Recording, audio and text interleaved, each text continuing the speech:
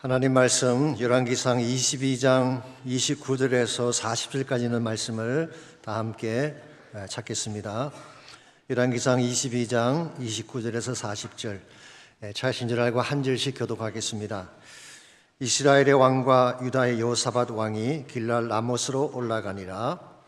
이스라엘의 왕이 여호사밧에게 이르되 나는 변장하고 전쟁터로 들어가려 하노니 당신은 왕복을 입으소서 하고 이스라엘의 왕이 변장하고 전쟁터로 들어가니라.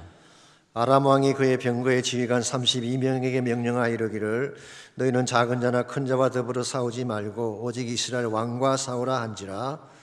병거의 지휘관들이 여호사밧을 보고 그들이 이르되 이가 틀림없이 이스라엘의 왕이라 하고 돌이켜 그와 싸우려 한즉 여호사밧이 소리를 지르는지라. 병거의 지휘관들이 그가 이스라엘의 왕이 아님을 보고 쫓기를 그치고 돌이켰더라. 한 사람이 무심코 활을 당겨 이스라엘 왕의 갑옷 솔기를 마친지라. 왕이 그 병거 모는 자에게 이르되 내가 부상하였으니 내 손을 돌려 내가 전쟁터에서 나가게 하라 하였으나 이날에 전쟁이 맹렬하였으므로 왕이 병거 가운데에 붙들려 서서 아람 사람을 막다가 저녁에 이르러 죽었는데 상체에 피가 흘러 병거 바닥에 고였더라. 해가 진력에 진중에서 외치는 소리가 있어 이르되 각기 성읍으로 또는 각기 본향으로 가라 하더라. 왕이 이미 죽음에 그의 시체를 메어 사마리아에 이르러 왕을 사마리아에 장사하니라. 그 병거를 사마리아 못에서 씻음에 개들이 그의 피를 핥았으니 여호와께서 하신 말씀과 같이 되었더라. 거기는 창기들이 모욕하는 곳이었더라. 아합의 남은 행적과 그가 행한 모든 일과 그가 건축한 상하궁과 그가 건축한 모든 성읍은 이스라엘 왕 역대 지략에 기록되지 아니하였느냐. 아합이 그의 조상들과 함께 자매해 그의 아들 아하시아가 대신하여 왕이 되니라. 아멘. 너무 평범한 말 같긴 합니다만은 인생은 한 번밖에 살지 못합니다. 한 번밖에 살지 못하는 인생이라면 이왕이면 잘 살아야 되지 않겠습니까? 근데 잘 산다고 하는 말의 의미가 정말 무엇을 뜻하는 것일까요? 흔히 말하듯이 돈을 많이 벌고 자신이 원하는 것을 성취하면 잘 사는 것일까요? 혹은 건강하게 살다가 편안한 노후를 맞이하게 되면 잘 사는 것일까요? 한 번은 뉴욕의 유명한 자산관리자 한 분이 재테크 전문가입니다. 배로 여행을 하다가 조난사고를 당하게 됐습니다. 그러나 구사일생으로 구조가 되어서 한 어촌의 어부집에 머물게 됐습니다. 평화로운 어촌의 모습을 보자 이왕 온 김에 며칠 쉬고 가자 그 결정을 하게 됐어요. 어부집에 머무는 동안에 가만히 보니까 어부가 매일 한적하게 낚싯대를 가지고 바닷가로 나가서 고기를 잡는 것입니다. 그렇게 해서 잡은 고기를 몇 푼 안 되는 돈에 파는 것입니다. 이것을 본 재테크 전문가가 이 어부를 좀 도와줘야 되겠다. 돈을 많이 벌 수 있도록 잘 살도록 도와주겠다 생각을 해서 어부에게 제안을 합니다. 사실은 제가 뉴욕의 유명한 자산 관리자입니다. 제 말씀대로 하시면 큰 돈을 벌 수 있습니다. 어떻게 해요? 일단 낚싯대로 하지 마시고 그물로 물고기를 잡으십시오. 그럼 틀림없이 더 많은 고기를 잡게 될 것입니다. 그런 다음에는요, 트럭을 사십시오. 그리고 물고기를 내륙에 싣고 가서 파십시오. 그런 다음에는요, 배를 사는 것입니다. 그리고 사람들을 고용해서 더 많은 물고기를 잡는 것입니다. 그런 다음에는요, 그 이익금으로 회사를 설립하십시오. 해저 개발과 해양 운송 사업에도 투자를 하는 것입니다. 그러자 어부가 되물었습니다. 왜, 무엇을 위해 이것을 해야 하는 것입니까? 무엇을 위해서라니요? 그래야 노후를 편안하게 보낼 수 있게 되지 않겠습니까? 이 말 들은 어부가 마지막으로 한 번만 더 질문을 하겠다고 했습니다. 편안한 노후라는 게 대체 어떤 것을 말합니까?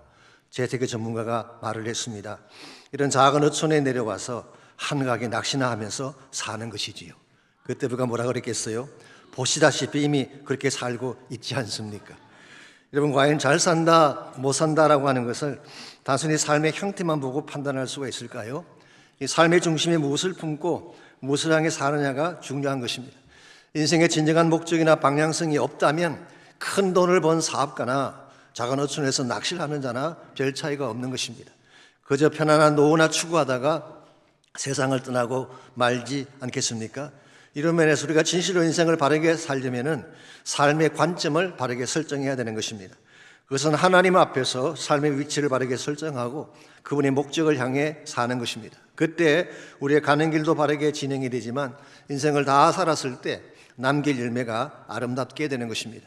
이와 같이 하나님 앞에서 바르게 사는 것을 좀 생소한 용어일지 모르지만 코람 데오라고 부릅니다.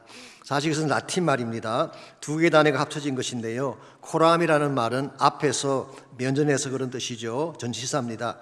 데오는 데우스, 하나님을 의미하는 것입니다. 직역을 하게 되면 하나님 앞에서 그런 뜻입니다. 흔히 여러분께서 임직식이나 안수식에 가면 코람 데오로 사역하십시오라는 권면의 말씀을 들을 때가 있을 것입니다. 인간들 눈치 보면서 가식적으로나 외식적으로 하지 말고 하나님 앞에 사는 자세로 사역하라, 그런 메시지죠. 사실 코람데오라는 이 용어는 5세기 초반에 제롬이라는 사람이 있습니다. 우리 캐톨릭의 유명한 교부이죠. 이분이 성경을 번역했는데 라틴 말로 그것을 불게이트라고 부릅니다. 불가타라고 부르기도 하고요. 그때 이분이 그 성경의 여러 곳에서 하나님 앞에서라는 단어를 쓸 때 코람데오라고 하는 번역을 했습니다. 그 중에 대표적인 몇 가지만 소개해드리자면 신명기 4장 10절에 보면 내가 호렙산에서 내 하나님 여호와 앞에 섰던 날에, 여기 the day you stood before the Lord your God, 너의 여호와 하나님 앞에 섰던 해. 모세가 호렙산에서 하나님 임재 앞에 섰던 것을 말하는 것입니다. 이 하나님 임재 앞에서는 이것이 모든 영광과 능력의 근본 솔세가 되죠. 역대상 13장 8절에 보면은 다윗이 언약궤가 들어올 때에 하나님 앞에서 힘을 다해 뛰놀며 노래했다고 했습니다. 이 찬양의 자세를 말합니다. 어린아이처럼 뛰며 노래했던 다윗, 사람들의 눈치 보지 않고 사람들 위해 꾸미지 않고 그저 하나님 앞에서 어린아이같이 춤을 추었던, 이걸 코람데오라고 불렀어요. 사도행전 4장 19절에 보게 되면 이 사도들이 했던 말입니다. 하나님 앞에서 너의 말을 듣는 것이 하나님의 말씀 듣는 것보다 옳은가 판단하라. 그 당시 사도들은 관원들의 핍박을 받고 죽음의 위치까지 협박을 받았지만 그들은 세상 두려워하지 않고 하나님 앞에서 너희들 말 듣지 않고 하나님의 말씀을 전하겠다, 이 복음에 대한 외침을 선포한 것입니다. 이와 같이 사람들 눈치 보지 아니하고 어떤 꾸밈이나 위선 떨지 아니하고 하나님 앞에서 바르게 사는 것을 코람데오라고 하는 것입니다. 사실은 신약 성경에 나오는 사도 바울의 좌우명이 코람데오였어요. 바울은 인간 눈치 보지 않았습니다. 그 당시에 종교 제도에 그런 구애받지 않았습니다. 하나님 앞에서, 예수 그리스도 앞에서 코람데오로 삶을 살았기 때문에 위대한 선교적 열매를 남길 수가 있었죠. 종교개혁자들의 좌우명도 코람데오였다고 합니다. 아시겠지만 종교개혁자들이 내세웠던 5가지 솔라가 있습니다. 오직이라고 번역할 수 있는 솔라 스크립투라, 이것은 오직 성경으로, 솔라 그라치아, 오직 은혜로, 솔라 파이데, 오직 믿음으로, 솔루스 크리스투스, 오직 그리스도로, 솔리 데오 글로리아, 오직 하나님의 영광을 위하여. 이 5가지 솔라가 있는데 이 5가지 솔라 위에 코람데오를 두었다고 합니다. 이와 같이 하나님 앞에서 그 당시 교황청의 눈치 보지 아니하고 정치가들의 눈치 보지 아니하고 하나님 앞에서 5가지 진리를 선포했기 때문에 그들은 담대하게 외칠 수가 있었고 기독교 역사에 큰 족적을 남기는 것이 가능했던 것입니다. 그러므로 여러분과 저의 삶도 코람데오가 되어야 합니다. 인간의 눈치 보지 아니하고 하나님 앞에서 정직하게 바르게 부끄럽지 않게 살아가야지 하나님의 영광이 되는 것입니다. 이와 같은 코람데오에 대비해서 인간 앞에서를 표현하는 단어가 있습니다. 호람 호미니부스라고 부르는데요, 이것은 인간 앞에서 그런 것입니다. 인간이 모든 삶의 주체가 되는 것을 의미하는 것이죠. 사람들의 눈을 의식하고 자신에게 만족을 위한 삶, 이런 의미에서 코람 호미니부스의 삶이라고 하는 것은 인간 앞에서 자신을 위해 살다가 빈손 들고 생을 마치는 삶을 코람 호미니부스라고 부르는 것입니다. 여러분과 저의 삶은 어떤 방향이 되어야 될까요? 코람데오, 하나님 앞에서 사는 삶이 되어야 할까요? 인간 앞에서 코람 호미니부스가 되어야 할까요? 주변을 보게 되면 사실은 코람데오보다는 코람 호미누스로 사는 사람들을 더 많이 볼 수가 있습니다. 이유가 뭘까요? 하나님은 눈에 보이지 않는데 인간은 보이기 때문에 그런 것입니다.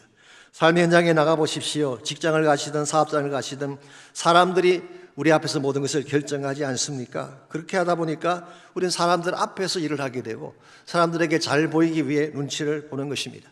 심지어 신앙생활 속에서도 사람들에게 보이기 위한 모습들을 발견할 때가 있죠. 그런데 중요한 것은 인간의 눈이 아닙니다. 하나님의 눈이에요. 우리 인생의 모든 것을 결정하는 분이 인간일까요? 아닙니다. 나의 생사화복을 주관하시는 분은 하나님입니다. 그러므로 눈에 보이지 아니하지만 하나님이 인생의 모든 결정권을 가지고 계시기 때문에 우리가 정말 바르게 살기를 원한다면 호람되어 하나님 앞에서 바르게 살아야지, 인간들에게 인정받기 위한 삶을 살게 되면 우리의 인생은 후회할 수밖에 없는 것입니다. 무엇보다 우리가 기억해야 될 중요한 사실은 이 땅의 삶을 다 마쳤을 때 언젠가는 우리 모두가 예수 그리스도 앞에 서는 날이 있습니다. 그때 우리 인생을 평가할 궁극적인 평가자가 누구일까요? 사람들이 아닙니다. 하나님의 아들이신 예수 그리스도가 우리 인생의 평가자가 되는 것입니다. 이런 면에서 우리가 정말 한 번 사는 인생이긴 하지만 정말 인생을 바르게 살고 좋은 열매를 맺기를 원한다면 코람 호미니부스가 아니라 코람 데오, 하나님 앞에서의 삶을 추구해야 되는 것입니다. 우리가 어떻게 하면 인간 중심적인 삶이 아닌 하나님 앞에서의 바른 삶을 추구함으로써 하나님께 영광을 돌리며 살아갈 수 있을지, 오늘 같이 봉독한 본문을 가지고 이것을 함께 정리해 보려고 합니다.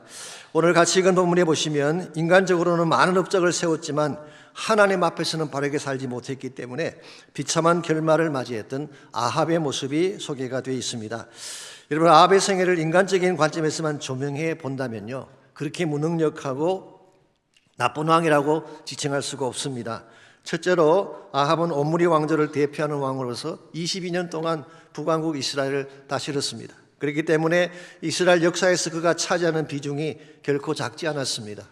오늘로서 열왕기서 강의가 끝이 납니다마는 열왕기서의 초반부에서는 주로 솔로몬에 대한 이야기가 주를 이루었어요. 근데 후반부로 오면서 가장 많은 부분을 할애한 것이 아합 왕에 대한 스토리입니다. 그래서 16장에서 22장까지 7장에 걸쳐서 아합을 다루는 것을 보면 그가 이스라엘 역사 속에서 차지한 비중을 우리가 확인해 볼 수가 있습니다. 두 번째로 그는 정치적 역량이 뛰어난 사람이었던 것 같습니다. 백성들을 장악을 하고 외교적인 소환도 뛰어났습니다. 그래서 그 당시 시리아를 비롯한 주변 국가들과 평화를 유지할 수 있었고, 심지어 남쪽 왕국인 유다와도 정략 결혼을 통해서 한 나라처럼 친하게 지내지 않았습니까? 세 번째로 그는 건축을 통해 국력을 든든하게 세우기도 했습니다. 39절을 보시면 이렇게 기록이 되어 있습니다. 아합의 남은 행적과 그가 행한 모든 일과 그가 건축한 상하궁과 그가 건축한 모든 성읍은 이스라엘 왕 역대 지략에 기록되지 아니하였느냐. 여기 보시면은 그가 건축한 상하궁이 있대요. 아이보리 팰리스. 이 벽면과 기둥을 다 상하로 입힌 아주 화려한 그런 궁전이죠. 그것 외에도 많은 성읍과 요새를 건축했던 것 같습니다. 지금까지 말씀드린 내용을 쭉 정리해 보자면은 아합은 꽤 유능하게 보이기도 하고 괜찮게 보이는 왕이기도 합니다. 그러므로 인간적인 시각에서만 본다면 그를 실패자라고 규정하는 것이 쉽지 않을 듯합니다. 그러나 하나님의 시각에도 그러할까요? 결코 그렇지가 않습니다. 하나님 앞에서 그의 생애는 실패작이었고 사악한 삶의 전형이라고 할 수가 있습니다. 그는 하나님을 버리고 어그러진 길을 선택을 했습니다. 이세벨과의 결혼으로 바알을 이스라엘에 끌어들였죠.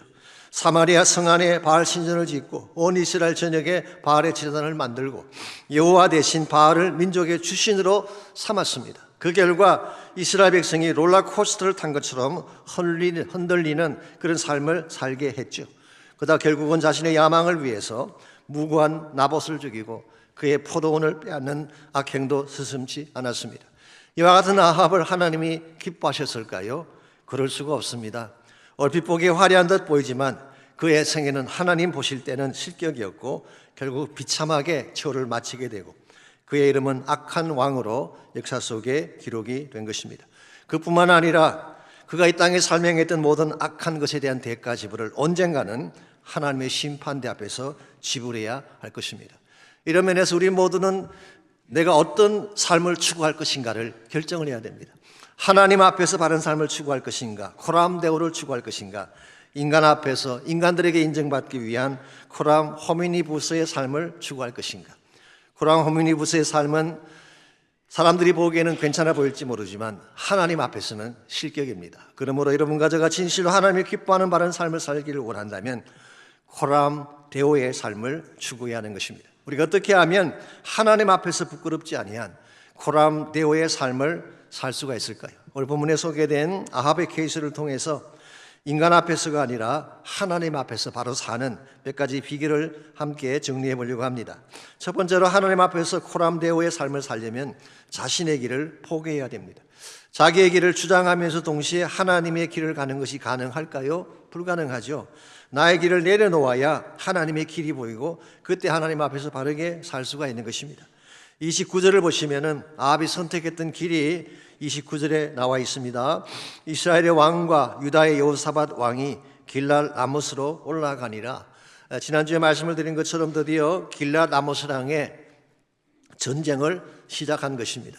이것은 아합이 자신이 마음속에 품고 있던 야망의 길을 택하겠다는 거예요. That's my way. 나의 길을 가겠다는 것입니다. 그런데 아합이 이와 같이 자신의 길을 선택한 것이 한 번, 두 번이 아니었습니다. 매번 자신의 길을 고집하고 하나님의 길을 따르지 않았어요. 베나닷과 죄악을 맺을 때도 자기 마음대로 했잖아요. 나봇의 포도원을 빼앗을 때도 자기 마음대로 했죠. 그리고 길랄 라못 정벌을 결정할 때도 지난주에 말씀드린 것처럼 400명의 의용 선지자들을 동원해서 한 목소리를 내게 하긴 했지만 하나님의 뜻과는 반대 방향을 택했죠. 분명히 하나님이 미가를 통해서 가면 안 된다고 말씀해 주셨지만 그는 끝까지 우기고 my way, 나의 길을 간 것입니다. 이와 같이 계속 자기의 길을 가겠다고 우기니까 하나님께서 오케이, 그럼 마음대로 해 라고 레벨을 둔 케이스라고 볼 수가 있어요. 그래서 어떤 성경학자는 오늘 본문의 이 사건이 로마서 1장 28절에 소개된 바울이 말한 God gave up, 하나님이 내버려 두심에 대한 케이스가 아닐까 그렇게 설명하기도 합니다. 그들이 마음에 하나님 두기를 싫어하며 하나님께서 그들을 상실한 마음대로 내버려 두사, 영어는 God gave them up, 하나님의 내버려 두심. 이건 사실 굉장히 무서운 것입니다. 겉으로 보기에는 조용해 보이지만 심판 메시지가 담겨져 있는 것입니다. 하나님의 손이 우리를 떠나는 순간 우리 인생이 어떻게 되는지 아십니까? 마치 껌 떨어진 영과 같이 어디로 곤두박질 칠지 모르는 것입니다. 이런 면에서 My Way, 노래 좋아하시는 분들은 My Way를 주장하실지 모르지만 My Way는 결코 바람직한 길이 아닙니다. 하나님의 길을 택해야 되는 것입니다. 이와 같이 아합이 나의 길을 고집했기 때문에 30절을 보시면은 한 가지 흥미로운 일을 그가 하게 됩니다. 30절입니다. 이스라엘의 왕 아합이죠. 여호사밧에게 이르되 나는 변장하고 전쟁터로 들어가려 하노니 당신은 왕복을 입으소서 하고 이스라엘 왕이 변장하고 전쟁터로 들어가니라. 아합이 전쟁터로 들어가면서 변장을 했어요. 자신은 평복을 입고 여호사밧에게 자신의 왕복을 입혀서 전쟁터로 나가게 한 것입니다. 자, 왜 이와 같이 변장을 했을까요? 물론 평소에 아합이라는 그 인간성 자체가 취기한 사람이죠. 속이기를 좋아하고 비열한 사람이기 때문에 그랬을 수도 있지만 더 큰 이유는 여기 있습니다. 그 마음속에 두려움이 있었기 때문이에요. 비록 그가 미가의 말을 거절은 했지만 마음구석에 혹시나 하는 두려움이 있었던 거예요. 이번 하나님 없이 사는 사람들이 경험하는 일반적인 현상이 이것입니다. 의지할 대상이 없이 혼자 힘으로 전쟁을 한다고 생각해 보세요. 떨리지 않겠습니까? 불안하거나 두렵지 않겠습니까? 그러므로 하나님 없이 가는 인생은 두려워할 수밖에 없어요. 오래전 이야기긴 합니다마는 한국의 삼풍백화점이 무너졌을 때 수많은 사람들이 붕괴된 건물 속에 갇혀서 죽는 그런 참사가 일어나지 않았습니까? 그때 업주되는 사람에게 기자 한 분이 질문을 했어요. 백화점의 구조에 금이 가고 무너질 수 있다는 것을 알면서도 어떻게 사전에 대처를 안 했습니까? 업주가 대답하기를 설마 했지요. 아니 그럼 왜 당신들은 먼저 백화점을 빠져나왔습니까? 혹시나 했지요. 이와 같은 자세로 사업을 하는데 어떻게 사업이 잘 될 수가 있겠어요? 잘못된 부분이 있으면 고쳐야지. 두렵고 떨리는 부분이 있으면 정직하게 인정하고 도움을 요청해야지. 자신만 살겠다고 살짝 빠져나오는 이기적인 행태, 이거는 본문에 소개된 아합의 모습과 유사한 것입니다. 그러므로 여러분과 제가 정말 하나님 보시기에 합당한 삶을 살기를 원한다면 My Way가 아니에요. 내가 고집하는 길이 아니라 하나님이 준비하신 길을 선택해야 돼요. 그래야지 우리 인생길이 바르게 진행이 되고 결과가 좋게 되는 것입니다. 이사야 55장에 보게 되면 이사야 선지자가 그 당시 자신들의 길을 주장함으로써 결국 패망하고 바벨론으로 포로로 끌려갔던 유다 민족을 향한 메시지가 이사야 55장 6절에서 9절에 기록되어 있습니다. 제가 먼저 6절과 7절을 읽습니다. 너는 여호와를 만나만 때에 찾으라. 가까이 계실 때에 그를 부르라. 악인은 그의 길을, 불의한 자는 그의 생각을 버리고 여호와께로 돌아오라. 그리하면 그가 긍휼히 여기시리라. 우리 하나님께로 돌아오라. 그가 너를 너그럽게 용서하시리라. 그동안 너희들이 고집하고 악한 길인 것을 알면서도 자신의 길을 선택했는데 지금이라도 하나님께로 돌아오라는 거예요. 돌아오기만 하면 하나님이 긍휼히 여기시고 용서하실 것이다. 그리고 8절에서 9절을 보게 되면 하나님이 준비해 놓으신 더 높은 차원의 길이 있다는 사실을 이렇게 소개를 합니다. 이는 내 생각이 너희 생각과 다르며 내 길은 너희 길과 다름이니라. 이는 하늘이 땅보다 높음같이 내 길은 너희의 길보다 높으며 내 생각은 너희 생각보다 높음이라. 유다 백성들이 보았던 것은 눈에 보이는 길밖에 없었어요. 자기들이 선택한 길밖에 없었는데 하나님은 그들이 본 길보다 더 높은 차원의 길을 준비하고 계신대요. 하나님의 계획은 그들보다 훨씬 더 위대하고 아름다운 것입니다. 그래서 결과적으로 말씀을 드리자면 바벨론의 포로로 끌려갔지만 다시 그들을 귀환시키고 성전을 건축하게 하고 그 결과 그들 가운데서 메시아가 탄생하게 하셔서 하나님의 나라를 세워가시는 더 높은 차원의 계획을, 길을 하나님이 준비하고 계셨던 거예요. 여러분과 제가 기억해야 될 중요한 진리가 여기 있습니다. 나의 길이 옳은 것 같지만 아닙니다. 하나님의 길이 항상 옳은 것입니다. 하나님의 길을 선택하면 바른 길로 진행할 수가 있지만 나의 길을 고집하면 엉뚱한 길로 갈 수밖에 없는 것입니다. 그러므로 나의 길을 우기고 고집하기보다는 하나님의 길을 잘 분별하셔서 하나님의 길을 선택하시기 바랍니다. 그때 우리의 삶이 코람데오, 하나님 앞에서 부끄럽지 아니한 아름다운 삶이 되는 것입니다. 두 번째로 하나님 앞에서 코람데오로 살아가려면 믿음의 삶을 선택해야 됩니다. 자신의 길을 내려놓은 후에는 하나님을 신뢰하는 믿음으로 살아야 된다, 그런 뜻입니다. 그래야지 위기가 왔을 때에 하나님이 방패가 되어주시고 보호막이 되어주시는 것입니다. 31절에서 34절까지를 보시면요, 하나님 없이 사는 자가 얼마나 프레절한가, 깨어지기 쉬운가를 잘 읽어볼 수가 있습니다. 31절에 보게 되면 아람왕 베나닷이 32명의 지휘관들, 사실 왕인데요, 그들에게 이렇게 이야기하죠. 너희들 딴 사람 상관하지 말고 딱 한 명만 쳐, 왕만 죽이면 돼.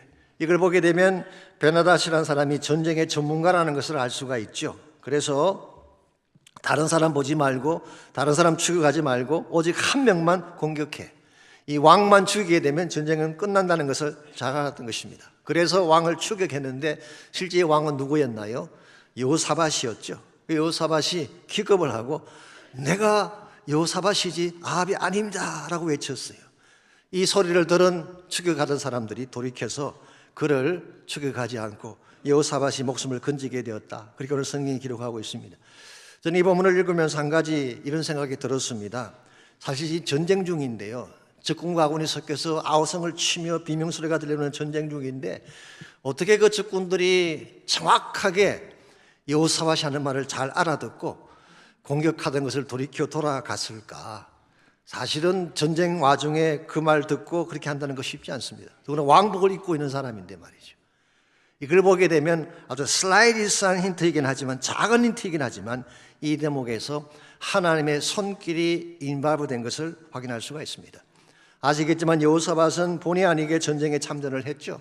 물론 그것은 잘못한 것입니다. 그럴지라도 그는 평소에 하나님을 경외하고 하나님을 믿는 믿음의 사람이었어요. 그렇기 때문에 절대절명의 위기의 순간 하나님이 보호의 손으로 덮어주신 거예요. 자, 그 반면에 34절을 보십시오. 아합의 경우는 정반대입니다. 34절, 한 사람이 무심코 활을 당겨 이스라엘 왕의 갑옷 솔기를 마친지라. 왕이 그 병거 모든 자에게 이르되 내가 부상하였으니 내 손을 돌려 내가 전쟁터에서 나가게 하라 했으나. 여기 보시면은 그 아람의 군인 한 명이 그냥 무심코 활을 쏘았어요. 무작위로 활을 쏜 것입니다. 영어 성경에서는 aimless, randomly 그렇게 번역해서 아무 생각 없이 어떤 목표를 정하지 않고 그냥 당긴 화살인데 이 화살이 많은 군중들 한가운데 있는 아합에게 명중을 했어요. 그것도 갑옷의 속기에 맞았다, 솔기에 맞았다 기록합니다. 이 갑옷은 통으로 되어 있는 것이 아니라 그 바깥에 가죽이나 쇠붙이들의 조각을 붙여서 만들지 않습니까? 그 연결 부위를 솔기라고 하는 것입니다. 일부러 겨냥해도 맞추기 쉽지 않은 부위인데 어떻게 그 멀리서 무심코 쏜 화살이 그것에 정확하게 명중한 것일까요? 그러므로 이것은 우연이라고 볼 수가 없습니다. 아합이 믿음을 저버리고 하나님을 떠나갔기 때문에 주어진 결과라고 보는 것이 마땅할 것입니다. 사실 지금까지 아합이 왕으로서 살아왔던 것은 하나님의 은혜 때문이었습니다. 비근한 해로 지나면 아람과의 전쟁에서 승리를 했는데 아합이 잘나서 이긴 것인가요? 그렇지 않죠. 하나님이 방패가 되어주셨기 때문에 승리한 것입니다. 그랬는데 하나님이 그를 떠나가자 지나가던 화살 한 개도 피하지 못해 비참한 최후를 맞이하게 된 것입니다. 여러분, 이와 같은 것이 믿음을 떠난 인생의 현주소입니다. 믿음 안에 있을 때는 하나님이 우리의 방패가 되어주십니다. 보이지 않는 수많은 위기가 사건들로부터 우리를 보호해 주시는데 하나님이 떠나가면 작은 화살 한 개도 생명을 잃는 것입니다. 여러분과 제가 숨을 쉬며 살고 있는 것 결코 우연이 아닙니다. 눈에 보이지 않지만 하나님의 손으로 우리를 덮어주시기 때문에 가능한 거예요. 우리 가정이 안정되고 자녀들이 안정되게 살 수 있는 것 그냥 일어난 일이 아닙니다. 눈에 보이지 않는 하나님의 손이 붙들고 있기 때문에. 그러므로 우리가 어떤 일을 당하더라도 믿음을 떠나가면 안 돼요. 믿음의 궤도를 떠나가는 순간 하나님의 보호막이 거두어지게 되고 그때 그 무엇도 우리를 지켜주지 못하는 것입니다. 근데 반대로 아무리 상황이 어렵고 힘들어도 믿음으로 하나님께 나가면 하나님이 위기 중에도 건져내어 주십니다. 그리고 어떠한 고난의 역경이 찾아와도 넘어서게 하는 거예요. 왜냐하면 믿음 안에는 모든 역경을 이겨낼 수 있는 힘이 들어있기 때문에 그렇습니다. 몇 년 전에 한국 총신대에 이재서 교수님이 쓰신 책이 한 권 발간됐는데요. 제목이 아름다움은 마음의 눈으로 보인다 하는 제목의 그런 책입니다. 이분은 전라남도 시골에서 태어나셨어요. 어릴 때 바다를 한 번도 구경한 적이 없었다고 하네요. 부모님이 돈이 없어서 6학년 될 때까지 수학여행을 한 번도 안 보내주셨기 때문에 바다를 못 봤대요. 그러다가 15살 때 원인 모를 열병으로 실명을 하게 됩니다. 눈을 볼 수 없게 됐어요. 그때 절망감은 이루 말로 표현할 수가 없었습니다. 그래서 할 수 없이 서울에 있는 시각장애인 학교에 들어갔는데 본인의 당시 느낌은 그랬대요. 가족에게는 버림받고 세상에서는 쫓겨난 그런 느낌이었다. 가진 것은 아무것도 없는데 자기의 몸은 중증 장애를 앓고 있고 이런 상황에서 그가 무슨 희망을 말할 수가 있겠어요. 그럼에도 불구하고 이분이 절망을 희망으로 바꿀 수 있던 유일한 계기는 부활하신 예수님을 만났기 때문이라고 고백을 했습니다. 예수님을 믿는 순간 육신의 눈이 떠진 것은 아니지만 하나님이 준비하신 진짜 세계를 보게 된 거예요. 그게 바로 믿음의 세계였습니다. 실명된 눈을 가지고는 할 수 있는 것이 아무것도 없었지만 영적 눈을 뜨고 보니까 믿음으로는 불가능한 것이 없다는 사실을 확인하게 된 것입니다. 예수님께서 친히 말씀해 주신 것처럼 할 수 있거든이 무슨 말이냐, 믿는 자에게는 능치 못할 일이 없느니라. 마가복음 9장 23절의 말씀이 자신에게 주시는 말씀으로 받아들여지게 되고 이 말씀 붙들고 나니까 겁나는 것이 없더래요. 그래서 총신대학에 들어가서 학교를 졸업하고 미국에 오셔서 PhD를 따고 한국 돌아가셔서 교수가 된 것입니다. 그리고 2019년도에 총신대 21대 총장이 되었는데요. 시각장애인이 대학교 총장이 된 것은 이분이 처음이라고 합니다. 뿐만 아니라 미랄 선교회를 만드셨고 지금도 세계 미랄연합 총재로 섬기고 계십니다. 어떻게 이와 같은 일이 가능할까요? 그렇게 권세가 있고 능력이 많은 아합 왕은 지나가던 화살 한 개도 목숨을 잃었는데 어떻게 가난하고 가진 것 하나 없는 시각장애자가 이처럼 창대한 일을 하는 것이 가능했을까요? 대답은 딱 하나입니다. 믿음 때문이에요. 비록 연약하지만 앞도 볼 수 없는 중증 장애자이긴 하지만 엘로힘의 하나님, 엘샤다의 하나님을 믿는 순간 그 모든 장애는 떠난 거예요. 모든 고난은 극복되어진 것입니다. 이런 면에서 여러분과 제가 정말 하나님이 기뻐하는 바른 삶을 살기로 한다면 나를 의지하면 안 돼요. 사람들을 의지해서도 안 됩니다. 하나님만을 신뢰하는 믿음을 가질 때 믿음이 여러분을 승리하게 만들고 하나님의 사람답게 살도록 만들어주시는 것입니다. 이런 면에서 무슨 문제를 당할지라도 여러분 두려워하지 말고 염려하지 말고 믿음 가운데 하나님 바라보시기 바랍니다. 믿음의 능력을 붙잡고 사셔서 꼭 승리하시기를 바랍니다. 이와 같이 우리가 하나님 앞에서 코람데오의 삶을 살려면 1차적으로는 나의 길을 내려놓고 My way를 내려놓고 하나님의 길을 택해야 됩니다. 그것이 항상 최선이기 때문입니다. 두 번째는 환경이나 자신을 보지 말고 하나님만 신뢰하는 믿음으로 살아갈 때 하나님이 우리를 위기에서 건져주시고 승리를 안겨주시는 것입니다. 마지막 세 번째로 하나님 앞에서 코람되어의 삶을 살려면 축복의 열매를 남겨야 됩니다. 우리 하나님 앞에서 바르게 살려면 평소에 삶의 열매가 아름다워야 된다, 그런 뜻입니다. 그리 하나님 앞에 영광된 삶이 되는 것이죠. 35절에서 38절까지를 보시면 아합의 마지막 장면이 기록됐는데요, 저 비참하게 그의 최후가 끝이 납니다. 이처럼 비참하게, 얼핏 보게 되면 수치스러울 정도로 비참하게 최후를 마치는데요, 그 이유가 무엇인지 아십니까? 그가 평소에 뿌렸던 악한 씨앗 때문에 그렇게 된 것입니다. 먼저 35절을 보시면 아합이 화살에 맞은 후에 그것을 빨리 빠져나오려고 했어요. 그런데 병거와 병사들이 앞을 막고 있기 때문에 전쟁터를 빠져나올 수가 없었어요.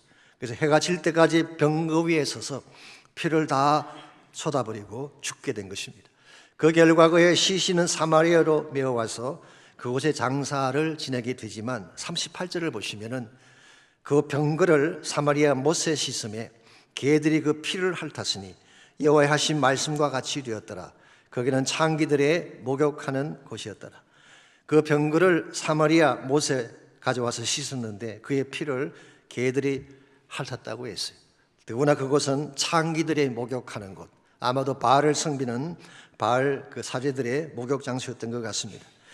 유대 역사가인 조세푸스는 이 장소를 이스라엘의 못이라 그렇게 해석을 했습니다. 아마도 그는 이 아합의 죽음이 우연이 아니라 그가 뿌렸던 죄악의 씨앗 때문임을 밝히기 위해 그렇게 주석을 한 것 같습니다. 참고로 열왕기상 21장 19절을 보시면 하나님께서 엘리야를 통해서 이미 말씀으로 예언을 해 주셨어요. 개들이 나봇의 피를 핥은 곳에서 개들이 내 피, 내 몸의 피도 핥으리라, 그렇게 말씀하셨는데 이 말씀이 그대로 성취가 된 것입니다. 이런 면에서 지금 아합이 이렇게 비참하게 수치스러울 정도로, 저주스러울 정도로 최후를 맞이하게 된 이유는 우연히 주어진 것이 아니라 그가 그동안에 뿌렸던 악의 씨앗이 있었기 때문에, 악의 씨앗을 뿌린 자는 악의 열매를 먹을 수밖에 없는 것입니다. 그러므로 여러분과 제가 인간 중심의 삶을 살게 되면 우리도 이와 같은 우를 범할 수가 있는데, 하나님 앞에서 바르게 살게 되면 이렇게 살지 않게 됩니다. 하나님 앞에서 사는 사람들은 축복의 열매를 축복의 씨앗을 심고 축복의 열매를 거두는 삶이기 때문에 하나님께서 우리에게 능력을 주십니다. 주의 목적 위에 살기를 원하는 자들에게는 반드시 열매가 아름답도록 만들어 주시는 것입니다. 이런 면에서 우리는 사도 바울이 갈라디아서 6장 7절 이하에서 말씀하셨던 이 추수의 원리를 다시 한번 우리가 살펴볼 필요가 있습니다. 갈라디아 6장 7절에서 9절입니다. 사도 바울이 이렇게 권면합니다. 스스로 속이지 말라. 하나님은 만홀히 여김을 받지 아니하시나니 사람이 무엇으로 심든지 그대로 거두리라. 자, 무엇으로 심든지 그대로 거둔다, 이게 하나님이 준비하신 추수의 원리예요. 추수의 원리.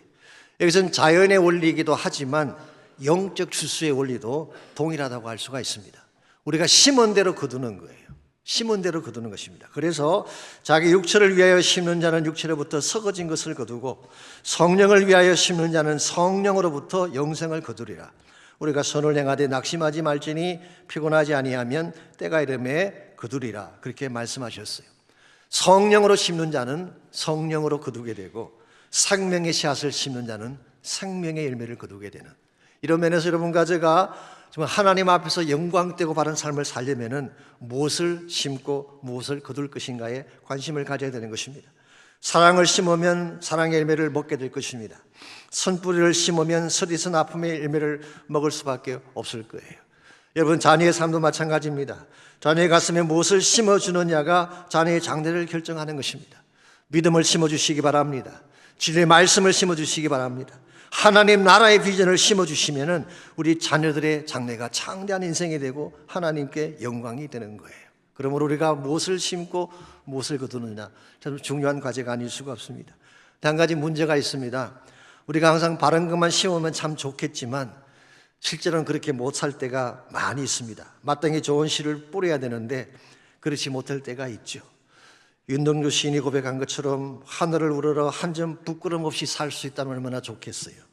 그런데 그렇지 못할 때가 많은 것이 우리의 현실입니다. 그러므로 우리에게 필요한 것이 한 가지가 더 있습니다. 은혜가 필요한 것입니다. 물론 내가 노력하고 애쓰면 잘 산다 말할 수 있을지 모르지만 우리가 아무리 노력하고 애써도 안 되는 것들이 있어요. 그때는 하나님의 은혜가 필요한 것입니다. 제가 심는데도 그런다 이렇게 말씀을 드리니까 혹시 여러분 가운데에 목사님 그건 인과응보 사상이 아닙니까? 성경은 은혜인데 왜 인과응보에 대한 얘기를 하십니까? 라고 반문하실 분이 계실지 모르겠어요. 표정을 뵈니까 몇 분은 벌써 그런 궁금증 가지고 묻고 싶어 하고 계시는 분도 계시는데요. 제가 정확히 말씀을 드리면요, 은혜도 심는데도 거둔다는 원리에 포함이 됩니다. 자, 우리가 죄를 심었어요. 어떤 열매를 맺을까요? 사망의 열매를 맺습니다. 죽음의 열매를 맺습니다. 그러므로 정상적으로 말하면 내가 죄를 심었으면 죽음의 열매를 맺는 것입니다. 이게 하나님의 공의예요. 그런데 내가 지불해야 될 죽음의 대가를 누가 대신 지불해 주셨어요? 예수님께서 대신 지불해 주신 거예요. 이게 십자가 사건이죠. 그러므로 이것은 보응의 원리, 심은 대로 거둔다는 원리에 대한 예외 조항이 아니라 사실은 그것을 초월한 케이스인 것입니다. 내가 먹어야 될 사망의 열매를 예수님께서 대신 죽어주심으로 지불해 주신 거예요. 그러므로 우리에게 주어진 은혜는 우리 입장에서는 프리이지만 하나님의 입장에서는 결코 프리가 아니에요. 독자 예수로 하는 대가를 지불한 것입니다. 그러므로 은혜는 보응의 원리를 어긴 것이 아니라 오히려 파격적인 사랑으로 그것을 초월한 케이스를 말하는 것입니다. 여러분, 제가 이 사실을 바로 인식할 때에 우리가 무엇을 행하든 코람데오의 바른 삶을 살 수가 있어요. 이 은혜를 아는 사람은 무엇을 하든 자랑하지 않습니다. 나의 공로를 내세우지 않습니다. 오히려 빚진 자의 자세로 사는 것입니다. 내가 하나님께 많은 충성을 했고 많은 수고를 했지만 하나님이 나에게 부어주신 은혜에 비교하면 아무것도 아닙니다. 나는 빚진 자입니다. 이런 고백으로 살게 되는 거예요. 그렇게 살 때에 여러분의 삶의 열매가 진실로 아름다워지게 되고 그 열매를 통한 영향력이 이 세상을 변화시키는 것입니다. 한국의 CCC의 설립자이신 김중곤 목사님께서 살아생전에 가장 존경하시는 분이 한 분 계시다 그랬어요. 그분은 여자 전도사님인데요, 문중경이라는 여자 전도사님이십니다. 이분은 전라남도 신안군 정도에서 태어나신 분인데요, 김대중 대통령이 태어나신 곳이 하이도인데 바로 그 옆에 섬이 정도라고 합니다. 17살에 결혼을 했는데 첫날 소박을 당했어요. 알고 봤더니 남편 되실 분이 이미 다른 여자가 있었어요. 마음에 큰 상처가 됐습니다. 날마다 눈물로 지시다가 죽기로 결심을 합니다. 그런데 작은 섬에서 죽으면 보기가 안 좋으니까 사람이 많은 데 가서 죽자 그래서 서울로 올라가셨대요. 죽기 위해 상경을 하신 것입니다. 한강에 빠져 죽으려고 나갔는데 강변에 보니까 큰 천막이 하나 세워져 있고 그 안에 많은 사람들이 모여 있었어요. 그 천막 앞에 현수막에 걸려 있는데 심령 대부흥이라는 글자가 적혀 있었어요. 한번 가보자는 생각이 들었어요. 죽은 사람이 바쁘지 않잖아요. 그래서 한번 가보자 해서 가보았더니 그 장소에 이성봉 목사님이 집회를 인다고 계셨습니다. 성결교단의 대표적인 부흥사님이십니다. 그분이 마태복음 11장 28절 말씀을 가지고 설교를 하는데 그 첫 설교에 가슴이 열린 것입니다. 수고하고 무거운 짐진 자들아 다 내게로 와라. 내가 너희를 쉬게 하겠다. 그 말씀을 듣는 순간 내 아픔, 내 인생의 모든 짐을 내려놓을 분이 계시는구나.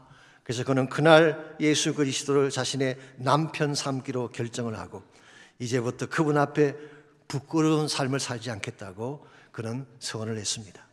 하나님 앞에서 부끄럽지 않은 삶, 이게 소위 말하는 코람데오의 선포이죠. 그리고 그 후에 고향으로 돌아와서 섬마다 다니면서 복음을 전했어요. 무엇보다 사람을 키우기 위해 가난한 아이들을 모아서 밥도 해주고 똑똑한 아이들은 자신의 돈으로 학교를 보냈습니다. 이렇게 해서 길러진 인물 중에 한 분이 김중곤 목사님, 그 외에도 이만신 목사님, 정기대 교수님, 많은 분들이 그분의 영향을 받았다고 합니다. 이분은 6.25 때 인민군 손에 순교를 하셨습니다마는 그분이 남긴 열매는 너무나 위대했습니다. 민족 복음화 운동이 일어나고 수많은 청년들이 푸르고 푸른 그리스도의 계절을 꿈꾸며 일어났습니다. 오늘 한국 교회가 부흥되고 성장한 이면에는 이와 같은 분들이 뿌렸던 눈물의 씨앗이 있기 때문이에요. 그래서 그분의 고향에 가면 기념관이 세워져 있고 입구에 이런 글귀가 새겨져 있습니다. 한 알의 밀알이 죽지 아니하면 한 알 그대로 있고 죽으면 많은 열매를 맺느니라. 사랑하는 성도 여러분, 저는 이와 같은 것이 코람데오의 삶이라고 생각합니다. 나의 영광이 아니라 세상 사람들의 박수가 아니라 오직 하나님 한 분 앞에 부끄럽지 않은 삶을 사는 것, 이게 코람데오의 삶인 것입니다. 여러분은 어떤 삶을 추구하며 인생을 살고 계시는지요? 코람데오입니까? 아니면은 코람 호미니부스인 겁니까? 한 번을 살아도 코람데오로 살아야지 우리가 바른 길을 달려갈 수 있게 되고 바른 열매를 남기게 되고 인생을 다 산 후에 후회하지 않게 되는 것입니다. 우리 모두가 다 기억해야 될 중요한 사실이 있습니다. 언젠가 우리 모두는 예수 그리스도의 심판대 앞에 서야 됩니다. 우리가 그분의 심판대 앞에 섰을 때 과연 그분 앞에 부끄럽지 않은 모습으로 설 수 있을지 우리 자신을 점검해야 되고 우리 삶의 방향을 하나님 앞에서의 방향으로 바꿔야 합니다. 한 번 사는 인생입니다. 그냥 살지 마십시오. 코람데오, 하나님 앞에서 하나님이 기뻐하실 하나님 앞에 부끄럽지 않은 삶을 추구하셔서 인생을 다 산 후에 언젠가 주 앞에 갔을 때에 잘했다, 착하고 충성된 종아, 이 말씀을 들을 수 있도록 전심을 다해 인생 살아가시기를 바랍니다. 이 시간 함께 기도하기를 원하는데요, 우리 모두가 하나님의 은혜로 여기까지 왔습니다. 우리가 살게 된 것 하나님의 은혜죠. 내가 호흡하며 살게 된 것 하나님의 은혜입니다.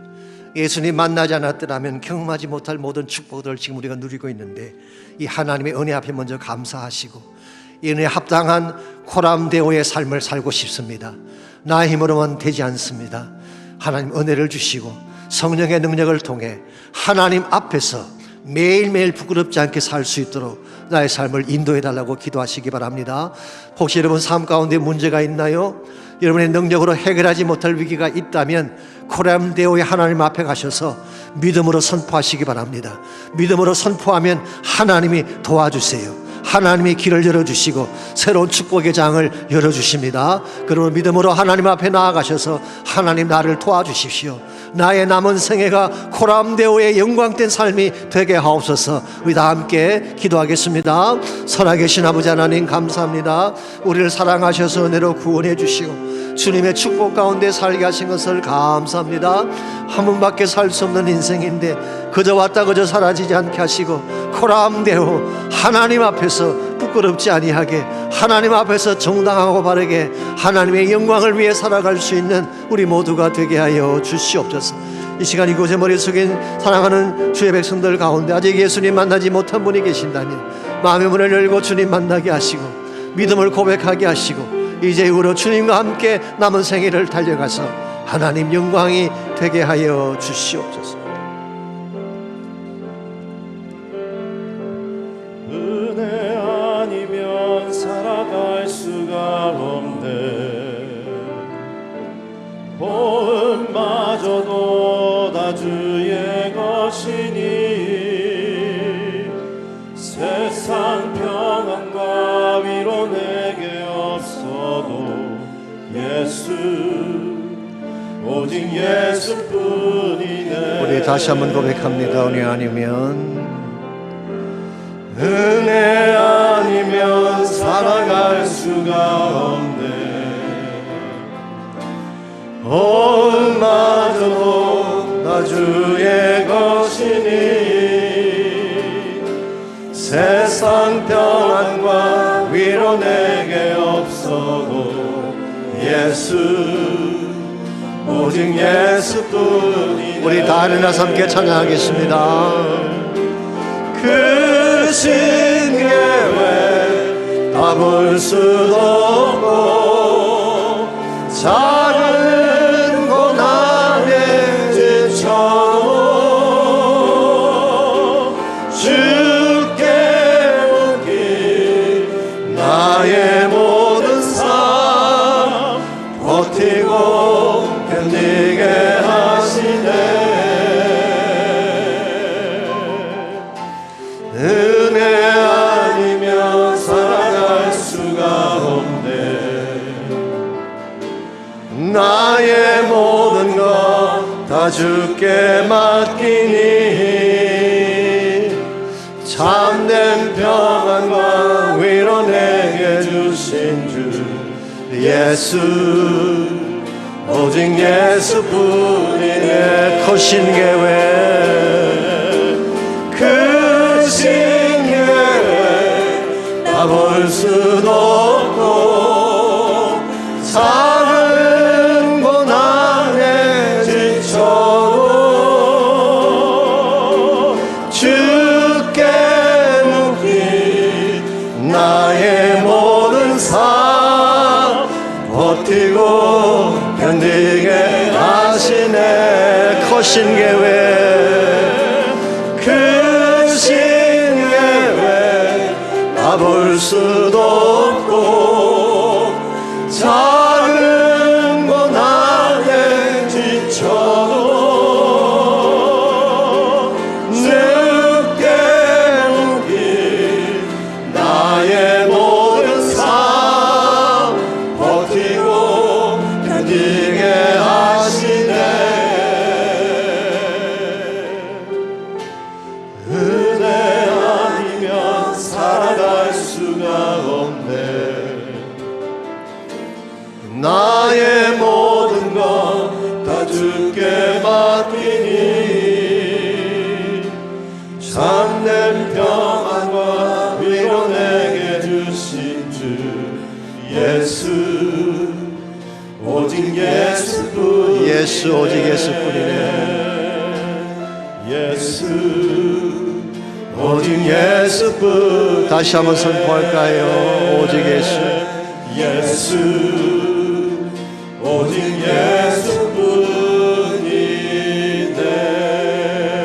예수뿐이네. 하나님 우리의 소망은 오직 한 분 예수님 뿐임을 고백합니다. 우리의 남은 생에 헛되이 살지 않도록 도와주시고 코람데오의 삶을 살아서 주 앞에 부끄럽지 않게 바르게 정직하게 주의 나라 영광과 목적을 위해 사는 삶이 되어서 언젠가 주 앞에 갔을 때에 잘했다 착하고 충성된 종과 칭찬받는 저희 모두 되게 하여 주시옵소서. 이제는 우리 구주 예수 그리스도의 은혜와 하나님 아버지의 무한하신 사랑과 성령님의 충만한 임재하심이 예배를 마치고 돌아가는